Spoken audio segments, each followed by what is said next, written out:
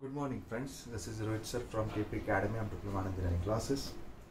Refrigeration and air conditioning topic के हमारा ये सेकेंड चैप्टर का सेकेंड लेक्चर है, जिसमें हम लोग कुछ पीएच डायग्राम के बारे में बात करेंगे और थर्मोडायनामिक्स के जो थोड़े बेसिक्स है उसके बारे में हम लोग थोड़ा रिवाइज करेंगे। ये टॉपिक बहुत ज़रूरी है। अगर आपने थर्मोडायनामिक्स में प्रॉपर्टीज ऑफ प्योर सब्सटेंस ये चैप्टर अगर आपने अच्छे से पढ़ा रहेगा तो आपको आरएससी में जो ये पीएच डायग्राम है इसको समझने के लिए ज़्यादा तकलीफ नहीं होने वाली है। देखिए दोस्तों, होता क्या है यहाँ पे कि pH diagram pressure versus enthalpy, P stands for pressure, H stands for enthalpy. इस पीएच डायग्राम में मेरे पास 2 से 3 रीजन है और 3 रीजन को ये जो मैंने यहाँ पर ड्रॉ करा है ये एक डोम है।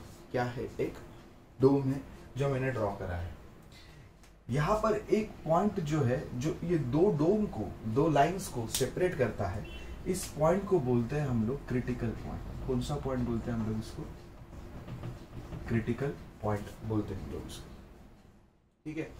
और इस पॉइंट के लेफ्ट हैंड साइड में जो लाइन है इसको बोलते हैं सैचुरेटेड लिक्विड लाइन। क्या बोलते हैं हम लोग? Saturated liquid line. और इस पॉइंट के राइट हैंड साइड में जो लाइन है इसको बोलते हैं saturated vapour line. Saturated liquid line और सैचुरेटेड वेपर लाइन। तो आपको समझ में आया रहेगा कि इस लाइन के लेफ्ट साइड में टोटल मेरे पास क्या रहेगा? लिक्विड।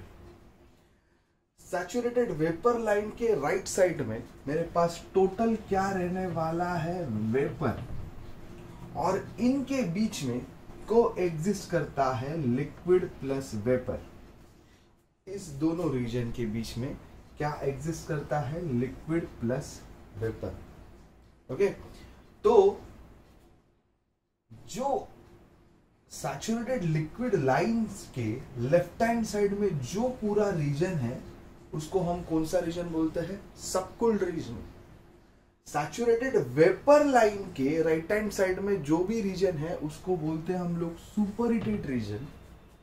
और इस डोम के बीच में लिक्विड भी है, वेपर भी है, इस रीजन को बोलते हैं हम लोग वेट रीजन।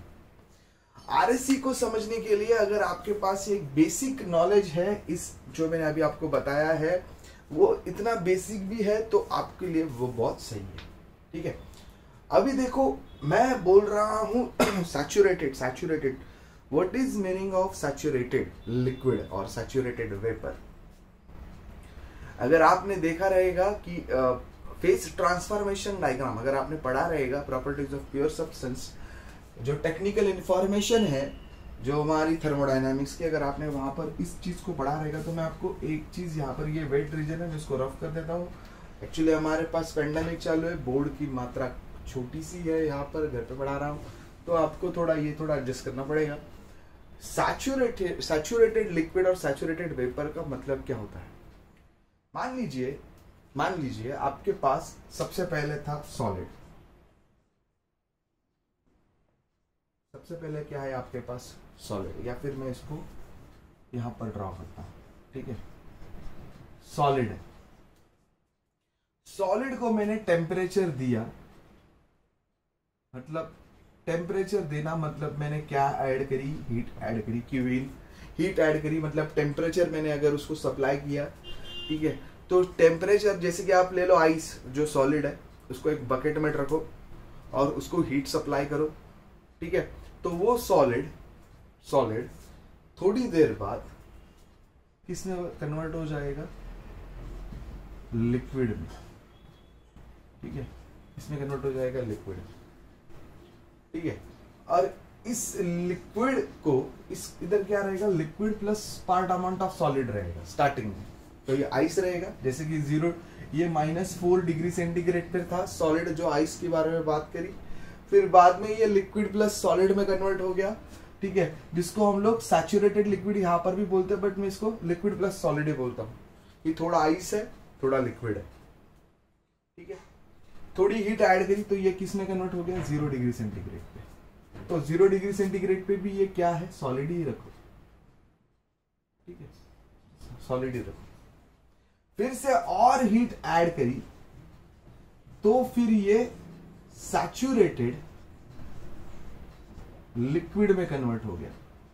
मतलब यहाँ पर है सॉलिड प्लस लिक्विड, ये थोड़ी सैचुरेटेड लिक्विड में कन्वर्ट हो गया, ठीक है। और हीट ऐड करी तो अभी इसका टेम्परेचर मान लीजिए कुछ 20 डिग्री सेंटीग्रेड हो गया, और हीट ऐड करी तो ये हो जाता है कंप्लीट लिक्विड में, जिसको हम लोग कंप्रेस्ड लिक्विड भी बोलते हैं, और इसकी कंडीशन भी क्या है, सैचुरेटेड है। देखो मैं क्या बता रहा हूं, सैचुरेटेड का मतलब क्या होता है, ठीक है। अभी इसको और हीट करोगे आप तो आपको लिक्विड प्लस वेपर का एक रीजन मिलेगा कि वहां पर लिक्विड भी है, वेपर भी है। हीट ऐड कर रहा हूं, क्यू इन हीट ऐड करते जा रहा हूं। उसके बाद में अगर आपने फर्दर हीट ऐड करी तो आपको वेपर मिल जाएगा, ठीक है। और इसकी कंडीशन भी क्या है, सैचुरेटेड वेपर है। इसके बाद में और हीट ऐड करने के बाद, इसके बाद में और ज्यादा हीट ऐड करने के बाद मुझे सुपर हीटेड वेपर मिल जाएगा। देखो होता क्या है, सॉलिड था, सॉलिड -4 डिग्री सेंटीग्रेड पे आइस था, टेम्परेचर चेंज हुआ बट फेज चेंज हुआ क्या, नहीं। मैंने प्रीवियस वीडियो में बताया था, इसको बोलते हैं सेंसिबल हीटिंग। टेम्परेचर चेंज हुआ, फेज चेंज हुआ क्या, नहीं। फेज अगर चेंज नहीं हो रहा है तो ऐसी प्रकार की हीटिंग को हम लोग बोलते हैं सेंसिबल हीटिंग। फेज चेंज नहीं हो रहा है, टेम्परेचर चेंज हो रहा है। फेज चेंज हो गया, ठीक है, फेज चेंज हो गया। यहां पर आप 0 डिग्री सेंटीग्रेड पे भी बोल सकते हो। 0 डिग्री सेंटीग्रेड पे क्या बोलते हैं हम लोग, 0 डिग्री सेंटीग्रेड पे वाटर भी अवेलेबल होता है, आइस भी अवेलेबल होता है। तो यहाँ पर सैचुरेटेड लिक्विड हो गया, 0 डिग्री सेंटीग्रेड पे सैचुरेटेड लिक्विड हो गया, तो इसको क्या बोलेंगे, मैं लेटेंट हीट बोलूंगा। कि फेज चेंज हो गया बट टेम्परेचर कांस्टेंट, ऐसे हीट को बोलते हैं latent heat. Temperature 0 degree centigrade ही है बट फेज चेंज हो गया, सॉलिड टू लिक्विड में आ गया। अभी सैचुरेशन का मतलब क्या है कि अगर मैंने इसमें और थोड़ी भी हीट ऐड करी तो वो किस, या फिर इसमें से मैंने अगर थोड़ी भी हीट रिमूव करी, लिक्विड में से मैंने थोड़ी भी हीट रिमूव करी, इतनी भी हीट रिमूव करी, तो वो किस में चला जाएगा, फिर से सॉलिड में। मतलब ऐसी स्टेज जिसमें अगर आपने हीट ऐड करी या फिर हीट रिमूव करी तो वो फेज चेंज कर रही है। तो ये सैचुरेटेड लिक्विड स्टेट क्यों बोला कि अगर मैंने इसमें थोड़ी सी भी हीट निकाल दी तो वो लिक्विड का किस में कन्वर्ट हो जाएगा, सॉलिड में। समझ में आ रहा है? ऐसी कंडीशन को बोलते हैं saturated liquid. Saturation temperature, corresponding temperature को बोलते हैं सैचुरेशन टेम्परेचर, करस्पॉन्डिंग प्रेशर को बोलते हैं सैचुरेशन प्रेशर, करस्पॉन्डिंग जो फेज रहेगा उसको बोलते हैं सैचुरेटेड लिक्विड फेज। अभी इसमें मैंने और हीट ऐड करी, हीट ऐड करने के बाद ये 20 डिग्री सेंटीग्रेड का टेम्परेचर पे चला गया, ठीक है। तो टेम्परेचर इंक्रीज हो गया बट फेज चेंज हुआ क्या, नहीं। तो अगेन कौन सी हीट आ गई, सेंसिबल हीटिंग। टेम्परेचर इंक्रीजिंग मतलब चेंज हो रहा है, फेज सेम रह रहा है, तो सेंसिबल हीटिंग। समझ में आ रहा है ना? तो अभी ये पूरा लिक्विड हो गया जो हम लोग डेली यूज करते हैं, पानी पीते हैं, उसको कंप्रेस लिक्विड भी कहते हैं। अगर और हीट ऐड करी तो थोड़ा लिक्विड प्लस वेपर बन जाए, थोड़ा लिक्विड रहेगा थोड़ा वेपर रहेगा। तो ये जो मैंने डोम बनाया है और इसका बीच का रीजन मैंने बताया लिक्विड प्लस वेपर, ये रीजन है बीच वाला जहां पर लिक्विड भी है वेपर भी है। इसमें और हीट ऐड करोगे तो ये सैचुरेटेड वेपर में कन्वर्ट हो जाएगा। अभी सैचुरेटेड वेपर कौन सा, ये लाइन को मैंने क्या बोला, ये लाइन को मैंने कहा सैचुरेटेड वेपर लाइन। मतलब ये पॉइंट पर मेरा जो वेपर है इसमें अगर मैंने हीट ऐड करी तो वो सुपर हीटेड रीजन में चला जाएगा। अगर मैंने इसमें से हीट रिमूव करी तो वो कहां पर आएगा, फिर से वेपर लिक्विड में कन्वर्ट। थोड़ी भी हीट मैंने ऐड करी तो सुपर हीटेड में जाएगा, थोड़ी सी भी हीट मैंने रिमूव करी तो थोड़ा वो फिर से किस में आ जाएगा, लिक्विड में आ जाएगा। सिंपल सी बात है। सैचुरेशन का मतलब है एक वर्च पॉइंट है, एक ऐसा पॉइंट है जहां पर थोड़ी भी हीट एडिशन थोड़ी भी हीट रिजेक्शन मैटर करती है और फेज चेंज ऑक्योर हो जाता है। तो सैचुरेटेड वेपर लाइन और सैचुरेटेड लिक्विड लाइन क्या है ये आपको समझना बहुत ज्यादा जरूरी है, ठीक है। सैचुरेटेड वेपर और इसके आगे अगर वेपर फॉर्म हो गया फिर भी आप हीट सप्लाई करते जा रहे हो तो इसके आगे मुझे क्या मिलेगी, पूरा का पूरा वेपर मिलेगा। मतलब 1% भी मॉइस्चर प्रेजेंट नहीं रहेगा, 0.01% मॉइस्चर भी प्रेजेंट नहीं रहेगा, ऐसे रीजन को क्या बोलते हैं हम लोग, सुपर हीटेड रीजन गाइस। ऐसे रीजन को क्या बोलते हैं हम लोग, सुपर हीटेड रीजन। और यहाँ पर तो पूरा लिक्विड ही है, ऐसे रीजन को बोलते हैं सबकूल्ड रीजन। और ये जो मैंने डायग्राम, ये जो मैंने स्टेप दर स्टेप आपको बताया है, यहाँ पर ये सेंसिबिलिटी, लेटेंट हीटिंग, सेंसिबिलिटी, फिर से यहाँ पर टेम्परेचर इंक्रीज हो रहा है, फेज चेंज हो रहा है, तो फिर से यहाँ पर लेटेंट हीटिंग, सेंसिबिलिटी आएगी, then latent heating, then continue आप पढ़ सकते हो कैसे लेटेंट हीट और सेंसिबिलिटी होगी। ठीक है, तो ये पीएच डायग्राम है जो बहुत ज्यादा जरूरी है चीजों को समझने के लिए। ठीक है, ठीक है, तो ये मैं रफ कर देता हूँ। ठीक है, पीएच डायग्राम में मैंने ये आपको क्यों बताया, ठीक है, ये क्यों बताया, क्योंकि गाइस ये देखो, अभी मैं आपको इस पीएच डायग्राम के ऊपर, ठीक है, हमारी वेपर कंप्रेशन साइकिल जो हम लोग ने पढ़ी है उसकी एक सिंपल सी डायग्राम निकाल के बताता हूँ, क्योंकि वेपर कंप्रेशन साइकिल हम लोग पीएच डायग्राम पर ही एक्सप्लेन करते हैं मोस्टली। ठीक है, ये जो पॉइंट है, ये कौन सा पॉइंट है, सैचुरेटेड वेपर लाइन पे जो पॉइंट है, इसको मैं पॉइंट नंबर 1 कहता हूं। ठीक है, इसको मैं पॉइंट नंबर 1 कहता हूं। प्रीवियस वीडियो लेक्चर देखो तो ही ये समझ में आ जाएगा, आएगा नहीं तो नहीं आएगा। ये जो पॉइंट 1 है, ये इवापोरेटर की लास्ट स्टेज का पॉइंट है। इवापोरेटर का काम होने के बाद हमको क्या मिलता है, vapour, low pressure low temperature vapour refrigerant. देखो जाके प्रीवियस वीडियो, इवापोरेटर के स्टेज के बाद मुझे low pressure low temperature but क्या मिल रहा है, वेपर। ये कौन सी लाइन है, सैचुरेटेड वेपर लाइन। तो मुझे यहां पर क्या मिल रहा है, वेपर मिल रहा है। ठीक है, इस पॉइंट पर मैं इसके बाद इवापोरेशन के बाद 1 to 2 मैं क्या कर रहा हूं, कंप्रेशन, कंप्रेसर में कंप्रेस्ड हुआ। ठीक है, तो कंप्रेस्ड हुआ यहां पर 1 to 2।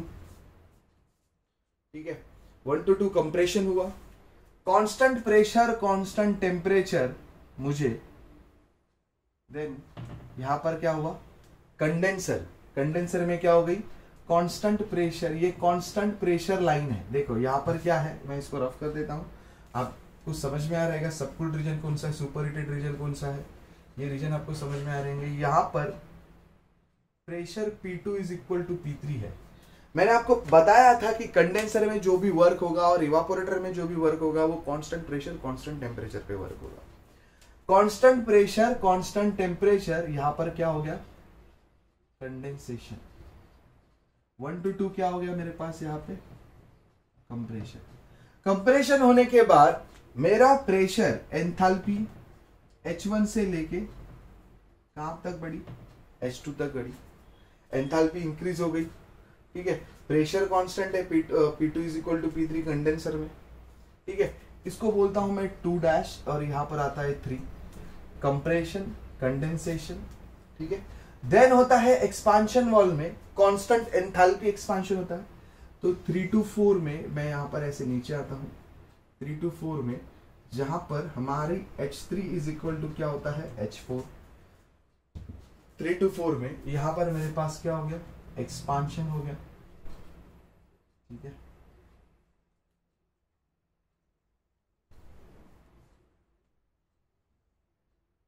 थ्री टू 4 जो है यहां पर मुझे क्या मिल रहा है,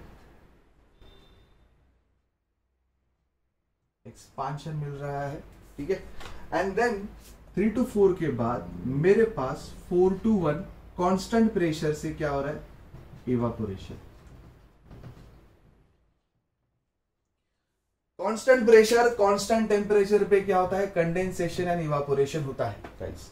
कांस्टेंट प्रेशर कांस्टेंट टेम्परेचर पे कंडेंसेशन और इवापोरेशन होता है।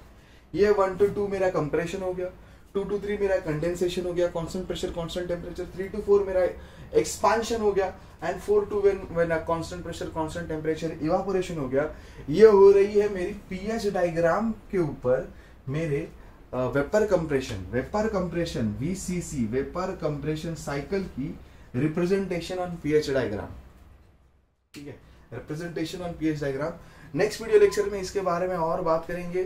ठीक है, सुपर हीटिंग और सबकूलिंग क्या होती है उसके बारे में भी बात करेंगे। तब तक के लिए स्टडी हार्ड, रिप्रेजेंटेशन पीएच और टीएस दोनों का दिखाऊंगा, एंड देन सुपर हीटिंग और सबकूलिंग के बारे में हम लोग बात करेंगे। तब तक के लिए study hard. Thank you so much.